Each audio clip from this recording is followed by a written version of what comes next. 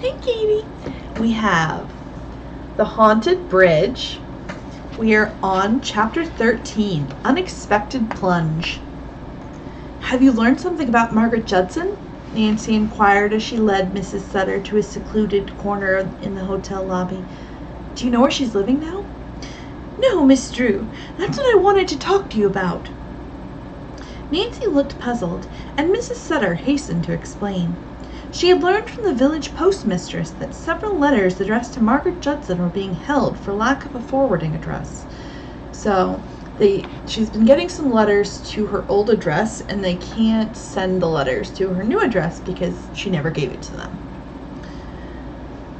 I thought you might have found out where she lives, the woman added. No, I haven't, Nancy answered. It was clear to her now that Mrs. Sutter had come, not just to impart information, but to learn. Learn why Nancy was interested in Margaret Judson. The young detective cleverly avoided Mrs. Sutter's questions, but could not help feeling provoked because so much time had been wasted. She ended the conversation by explaining that her friends were waiting for her at the breakfast table. Bess and George had just finished their meal. Since it was so late, Nancy ordered only orange juice and breakfast rolls. You can't win a golf tournament on a diet like that, protested Bess, who loved to eat. I must hurry. I was with Mrs. Sutter longer than I expected and learned nothing except that Margaret Judson hasn't picked up her mail for a long while. The girls hastened to the hotel's golf office. They found the tournament chairman talking earnestly with a group of players who were to compete in the day's finals. Betsy Howard, Nancy's opponent, explained to her, There seems to be some mix-up.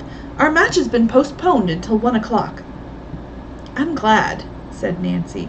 I really prefer to play this afternoon. Actually, the young detective was delighted. She could do some more sleuthing. Bess and George suggested that their friend rest in her hotel room while they played tennis, but Nancy told them she had other plans. After they had gone, she drove to the village to interview the postmistress, works at the post office. The woman consented to show her the letters she was holding for Margaret Judson. Nancy studied them and thought, There's no return address on any of them, and they were mailed rather recently from Carrollton. Nancy knew this was a town not far from the hotel. She noted that much of the handwriting resembled Bartescu's autograph on her golf ball. I'm sure he wrote all these letters, Nancy concluded. Nancy's second stop was at the nearby college town of Andover. At the campus bookstore, she asked to see the directory of instructors. Rapidly, Nancy searched through the list of professors for one whose name was Mark. She felt highly elated when she came upon an instructor of philosophy named Mark Hilburn. Had she located Miss Judson's former fiancé? In scanning the rest of the list, she discovered another Mark. His last name was Wardell. Was he the one? I guess I'll have to call both men, Nancy decided.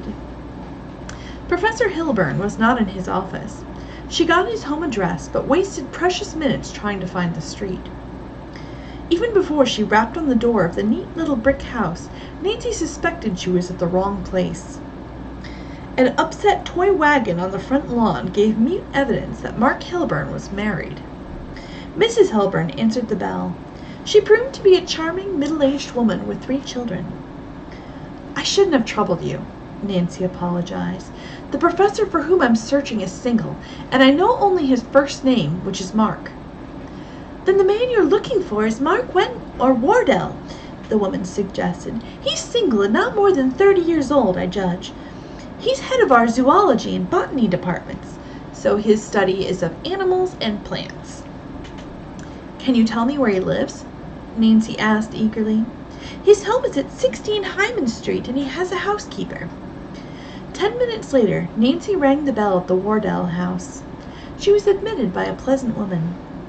Professor Wardell isn't here just now, she replied to Nancy's inquiry.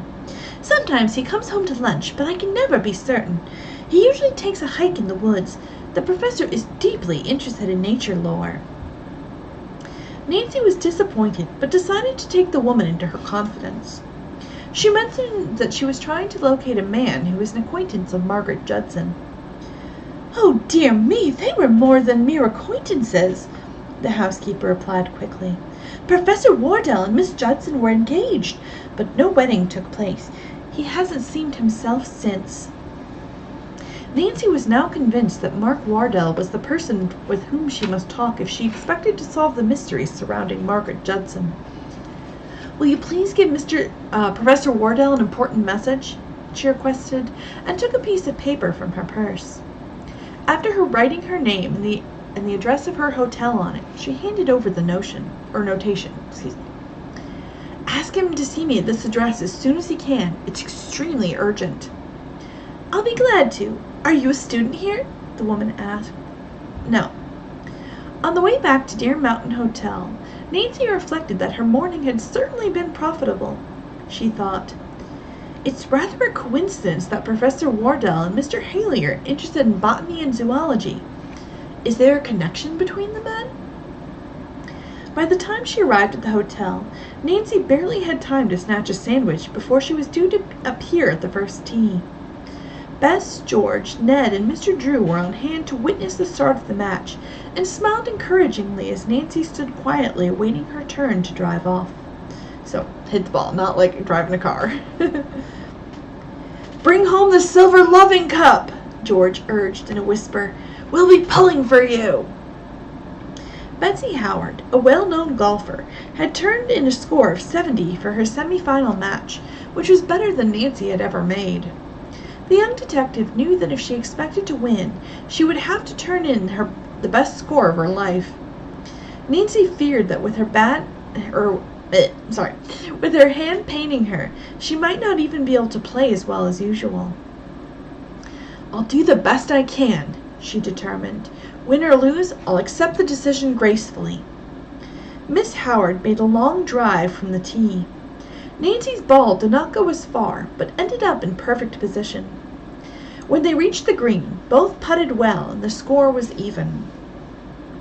The second and third holes were tied also. At the fourth hole, Nancy gained the advantage when Miss Howard's ball lodged in a bunker, but the fifth hole found them even again. They played through the sixth and seventh, fighting for the lead. So absorbed were both girls in their game that they scarcely noticed how overcast the sky had become. Black clouds rolled swiftly up from the west, blotting out the sun. The ninth hole, marking the halfway point of the match, left the girls still even.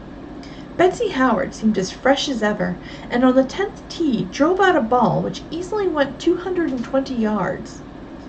"A beautiful drive," Nancy praised her as she stepped forward to take her turn. She swung with all her strength, connecting squarely with the ball, but at the same instant a severe pain shot through her injured hand. Nancy was suffering intensely, and it was all she could do to grip the club. As a result, her next shot was a dismal failure. Quick to seize an advantage, Betsy Howard took the hole easily. The 11th also fell to her. Nancy, 2 down, feared the match was lost. "I can't give up," she said to herself grimly. As the girls teed off at the 12th hole, a few drops of rain spattered their faces. Betsy Howard glanced anxiously at the sky. "Looks like a hard rain coming," she declared nervously. "I'm afraid of thunderstorms." By the time the two reached the 12th green, it was raining steadily. In trying to hurry, Betsy Howard missed her putt, and the hole went to Nancy, leaving her now only 1 down. She must make up the point. The 13th and 14th, played in a drenching downpour, were halved, leaving the score the same as before. By this time, a rough wind had sprung up. "This is terrible!" Betsy exclaimed. "Surely the committee can't expect us to finish our match in this kind of weather." She hesitated a moment, then abruptly handed her driver to her caddy. "I'm going back to the hotel," she announced. "If the committee says we can continue the match tomorrow, fine. If not, then I'll default." "No, we'll stop play by mutual agreement," Nancy replied. "No one would blame us for failing to finish under these conditions." The rain began to fall in torrents. Betsy Howard, followed by the two caddies, ran as fast as she could toward the hotel. Nancy darted into the woods, and there, partly protected by the trees, made up her mind that the Haley cabin was closer than any other shelter. The wind was rising steadily. As she ran through the woods, the tree boughs crashed together overhead. Near the haunted bridge, Nancy was startled to hear the same moaning and groaning sound which the girls had noticed on their other visits. Then came a scream. "That scream is from Mr. Haley's lion," she thought. "But what can be causing the other noises?" Nancy approached the sagging bridge where the old scarecrow, wet and tattered, was dancing wildly in the wind. It seemed more ghost-like than ever. As the young sleuth hurried past, the spindly arms entwined themselves about her, but she shook herself free. The bridge swayed in the wind. As Nancy reached midstream, it suddenly creaked. The underpinning had been torn away, so the supports. As the structure swung around, Nancy clutched the railing for support, but the decayed wood gave way. She was plunged forward into the turbulent waters of the swollen creek. So it's swollen with all the water coming from the rain. So the water level has risen. The current was swift. Before Nancy could battle her way to shore, she found herself carried far beyond the place where the haunted bridge had stood. Her clothes were muddy and torn. She pulled herself out onto the slippery bank and sat there for a moment in the rain, trying to regain her breath. "Bess warned me I'd get into trouble if I insisted upon coming here," she said to herself. "The old bridge had the last laugh." Nancy's clothes were thoroughly soaked, and her hair was plastered tightly around her head. She scrambled up the bank and followed the ravine trail to the cabin. Her firm knock brought Ned to the door. "Why, Nancy, what happened to you?" he cried in astonishment. "I thought you were playing your golf match." Nancy grinned. "I was, but I decided to drop in for a moment and borrow an umbrella.